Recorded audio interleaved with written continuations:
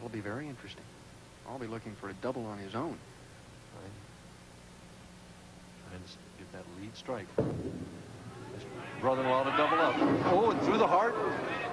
Knocks out the 10-pin, leaves only the 6. Boy, that ball just snapped right at the last second. Well, he liked it when he let it go. No question about that. He thought it was going to be flush. And right about here, that ball starts turning right. And he's fortunate that he got away with just 9 on this shot. Knocked out that 7 and the 10. Relatively easy 6-pin.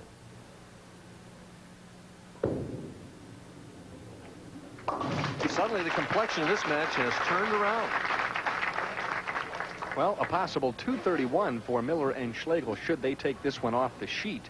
Meanwhile, 227 would be the best that Cook and Aulby could come up with if they threw 4 consecutive strikes. And that's the first time that Cook and Aulby have been out of the 1-2 pocket. Every other shot, they left a 7-pin. They went high there. Could be they were feeling a little of the pressure that Miller and Schegle applied. Well, this match has gone back and forth ever since the opening frame. 6 pins difference. Cook and Aulby still in the lead. 9th frame action.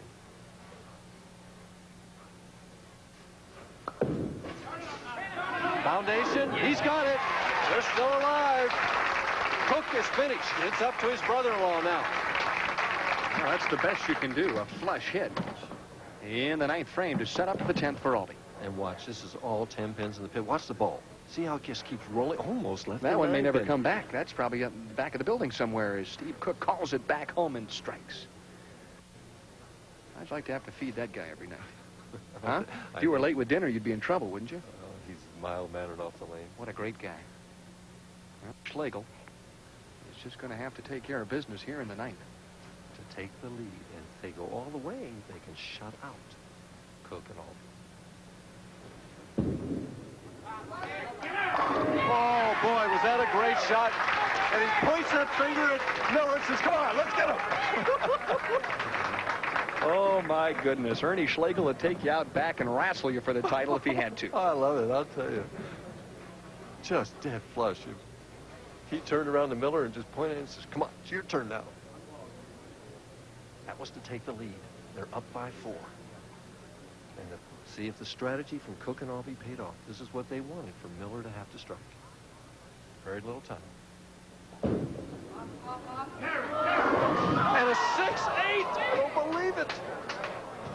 Ernie Schegle pounded his chair, jumped straight up in the air, and Hugh Miller is beside himself right now. We've seen 3 4-9s by right-handers and now a 6-8 by left-hander. The lead is still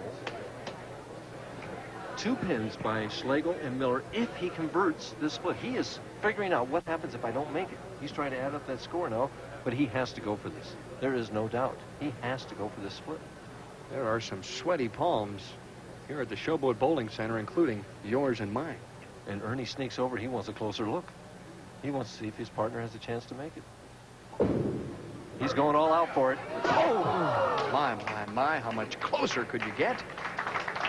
Miller and Schegle get a fine round of applause, but they'll have to step down with a 195 game. And what's that set up in the 10th frame for Cook and Aulby? Aulby needs a mark.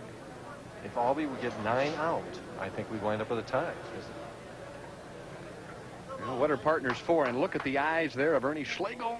Ew, just didn't quite get it done. And Ernie is going to remember that shot for many years to come. He needs a mark. If he would open in the 10th frame or get 9 out, we would have a tie. Less than 9, they could lose. So it's not over. But this is the man I'd want throwing the strike for me right now.